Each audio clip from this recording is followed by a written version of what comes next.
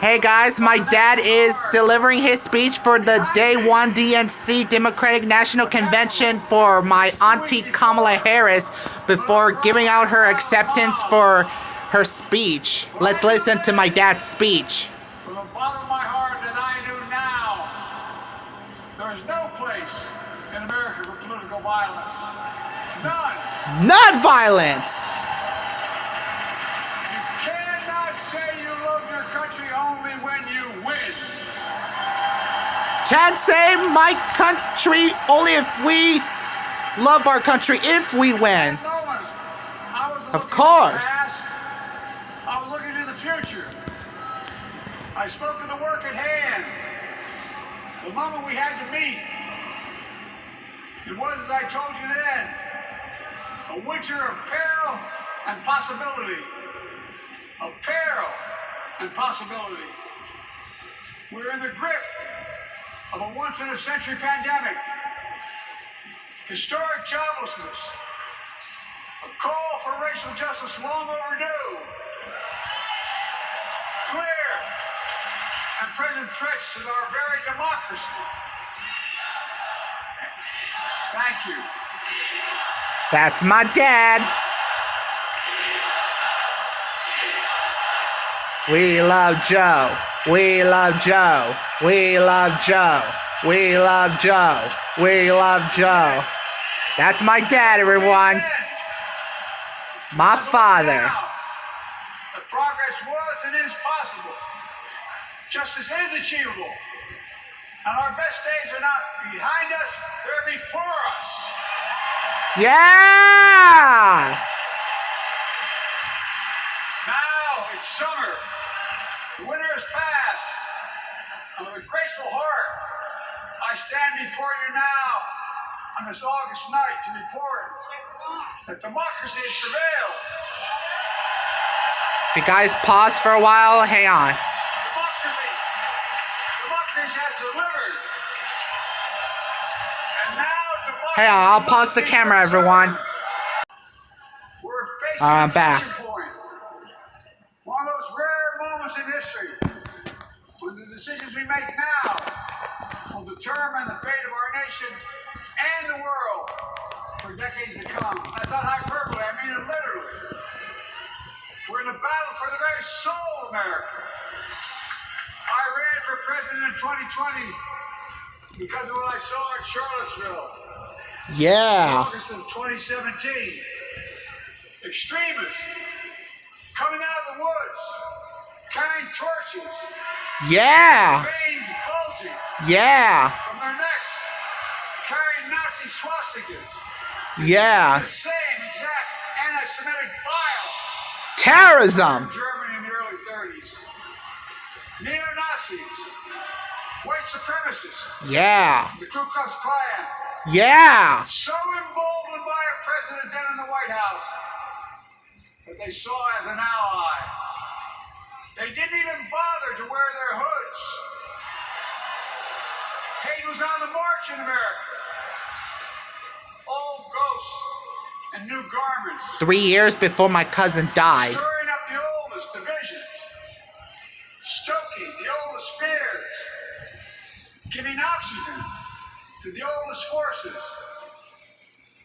that they long sought to tear apart America. In the process, a young woman was killed.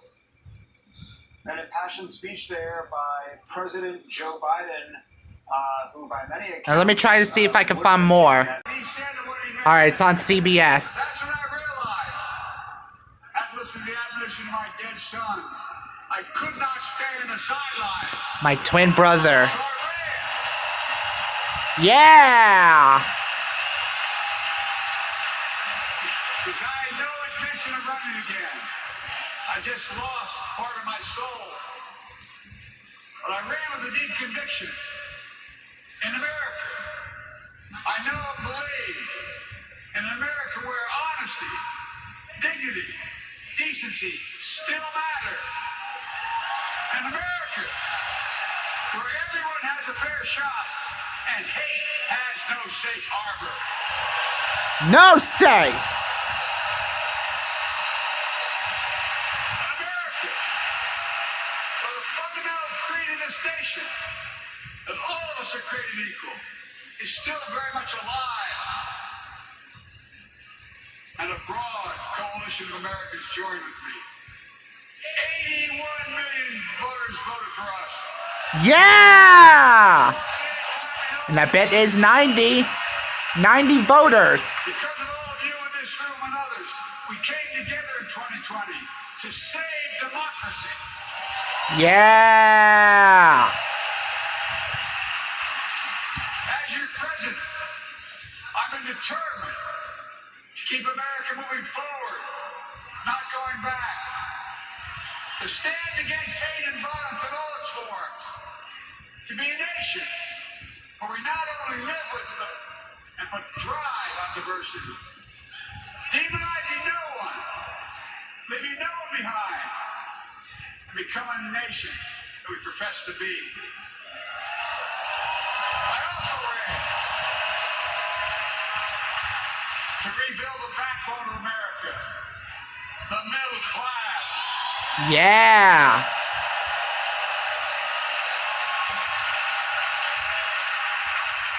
I made a commitment to you that I'll be a president of all Americans, whether you voted for me or not. We have done that. Studies show the major bills we have passed actually delivered more to red states than blue. Because the job of the president is to deliver to all Americans.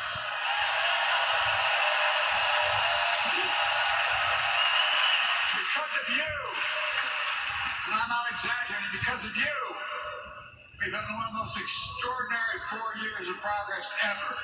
Period. Yeah! When I say we, I mean Kamala and me. Just think about it. COVID no longer controls our lives. No more COVID! Crisis for the strongest economy in the entire world. Yeah! Record 60 million new jobs. Record small business growth. Record high stock market. Record high 401ks. Wages up. Inflation down, way down, and continuing to go down. Yeah! Continue going down. The smallest racial wealth gap in 20 years. Yeah! We both know we have more to do, but we're moving in the right direction. More Americans have peace of mind that comes from having health insurance. More Americans have health insurance today than ever before in American history. For America! And after, as a young senator beginning to fight for 50 years to get Medicare, the power to negotiate low prescription drug prices, we finally beat Big Pharma.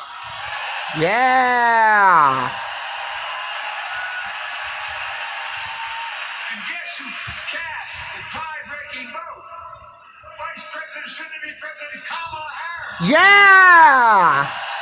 Auntie Kamala! My acquaintance! That's the law of the land. Instead of paying $400 a month for insulin, seniors with diabetes will pay $35 a month.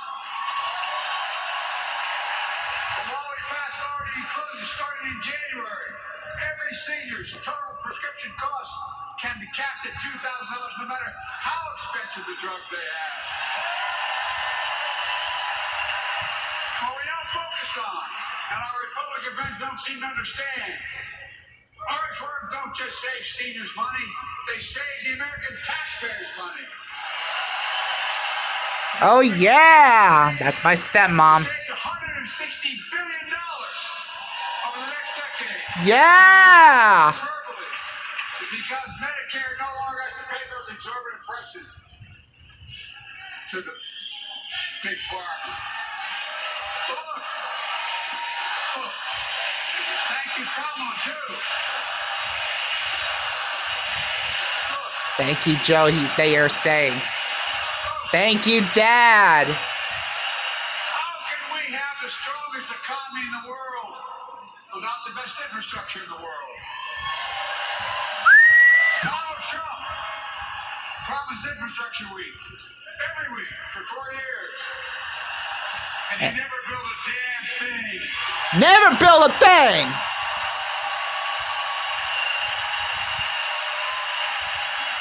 Now because of Kamala I've done. Remember we were told we couldn't get it done. Remember when we came into office, we couldn't get anything passed. But right now, we're giving America an infrastructure decade, not week. We're modernizing our roads, our bridges, our ports, our airports, our trains, our buses. We're removing every lead pipe from schools and homes so every child can drink clean water. Providing affordable high-speed internet for every American, no matter where they live, not unlike what Roosevelt did with electricity. And so much more. We are uniting the country. We're growing our economy. We're improving our quality of life. And we're building a better America.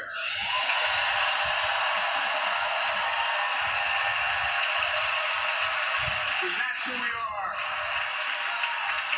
How can we be the strongest nation in the world without leading the world in science and technology?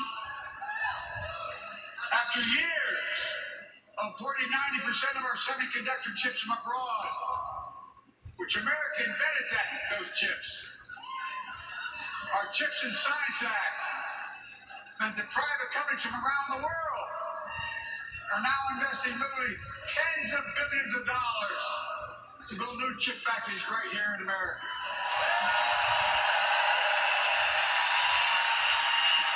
Over that period, they'll create tens of thousands of jobs. And many of those jobs in the so-called fabs, the buildings that make the chips, are being constructed now. And guess what? The average salary in those fabs, size of a football field, will be over $100,000 a year, and you don't need a college degree. Yeah. Because of you and so many electeds out there. American manufacturing is back. Where the hell to say we wouldn't lead the world in manufacturing? 800,000 new manufacturing jobs.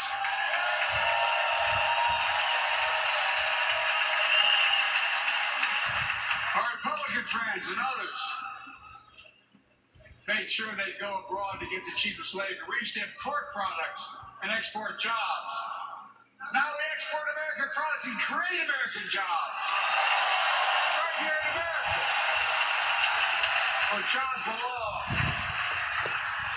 With every new job, with every new factory, pride and hope is being brought back to communities throughout the country that were left behind. You know you're from them, many of you. You know what it's like when that factory closed, where your mother, your father, your grandmother, grandfather worked. And now you're back, providing once again, proving the Wall Street didn't build America, the middle class built America, and unions built the middle class. Yeah.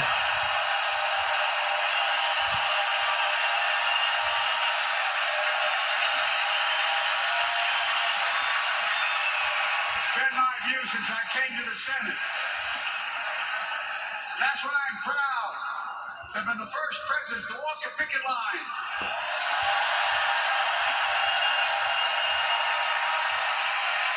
And be labeled the most pro-union president in history, and I accept it.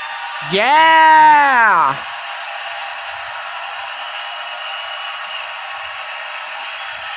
Because when unions do well, we all do well. Yeah.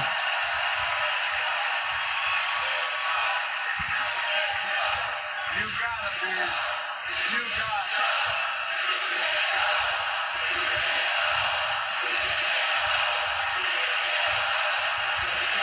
I agree. I'm proud. We are proud. Remember we told we couldn't get anything done because we couldn't get anything done in the Congress? With your support, we passed the most significant climate law in the history of mankind.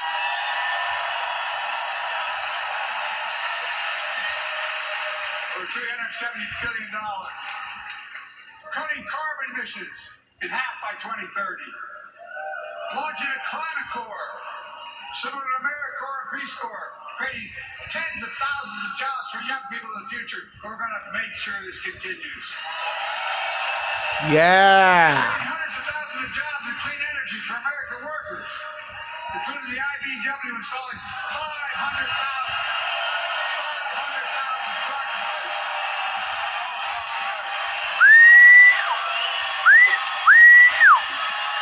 And in the process, reducing carbon emissions. And we're seeing it.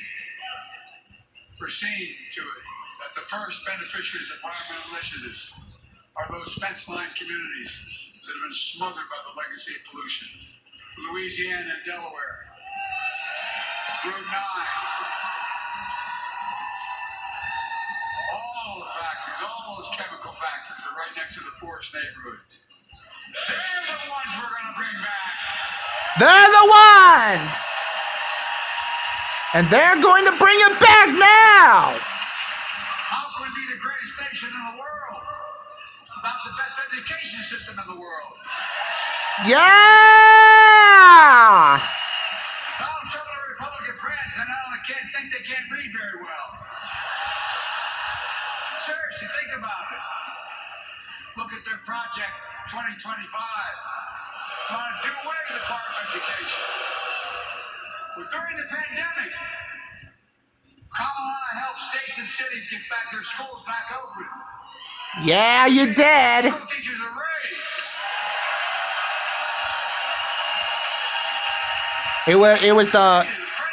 It was my first year that I ever had been homeschooled. Education at home since the pandemic. Didn't want to get sick. But gladly the pandemic is over. Over $15 billion HBCUs. $18 billion! Including Hispanic institutions and tribal colleges. We kept our commitment to provide more student relief than ever by lifting the burden of helping millions of families so they can get married, start a family, buy a home, and begin to build family wealth and contribute to the community and grow our economy. It's not costing us, it's creating more wealth.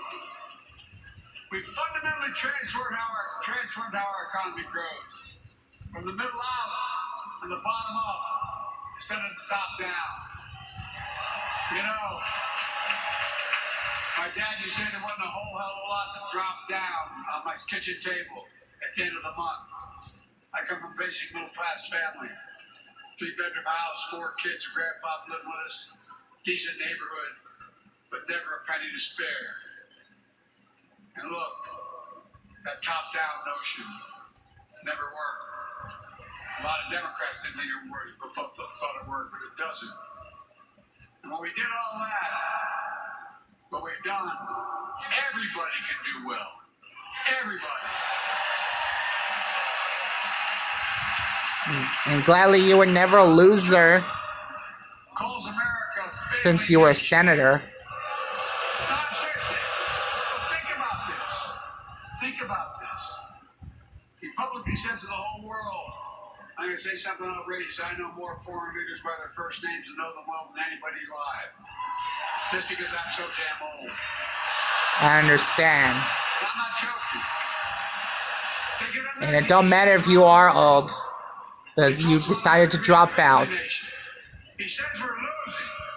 He's the loser. He's dead wrong. Yes, he is! He is getting wrong! He is a sore loser! After he lost in 2020! Very successful people who travel the world. Name me a country in the world that doesn't think we're the leading nation in the world.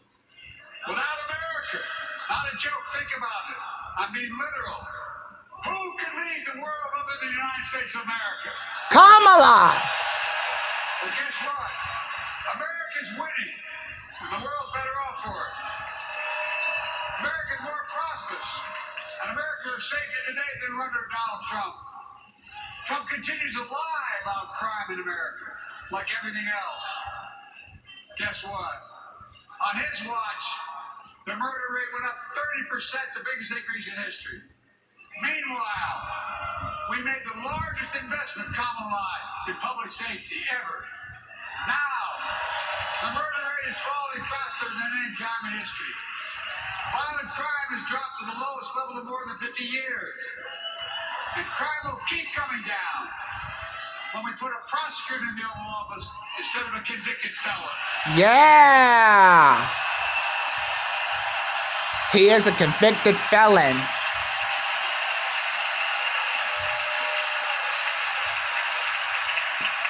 Folks, distinguished senator from the C Senate from California and I passed the first ban on assault weapons. Yeah, after what happened in Texas. If we care about public safety, we need to prevent gun violence. Yeah. Oh, yeah. And it makes me ashamed when I travel the world, which I do. More children in America are killed by a gunshot than any other cause in the United States. More die from a bullet than cancer, accidents, or anything else in the United States of America. My God. That's why Kamala and I are proud. More children were being killed. That's the first major bipartisan gun safety law in 30 years.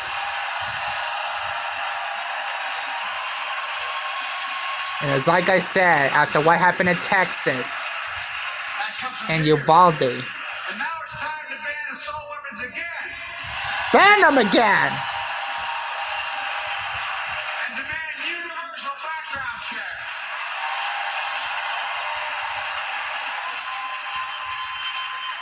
It's hard.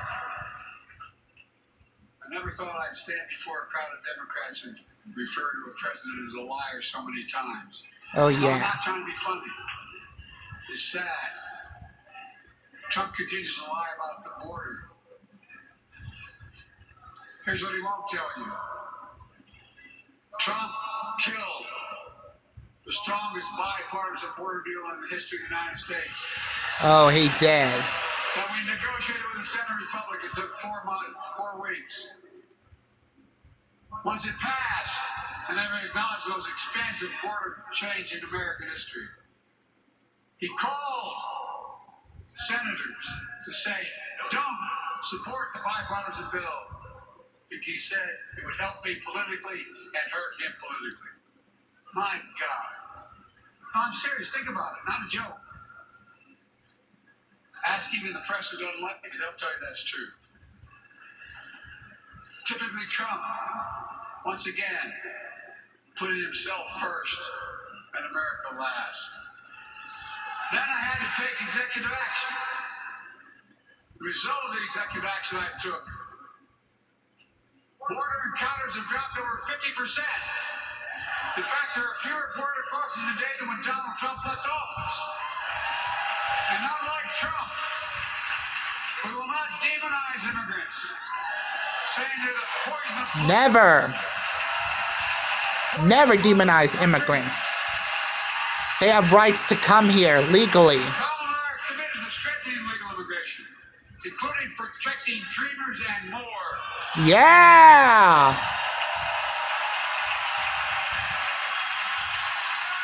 And here's what else I believe in. Protecting your freedom. Your freedom to vote. Your freedom to love who you love. Yeah! And your freedom to choose.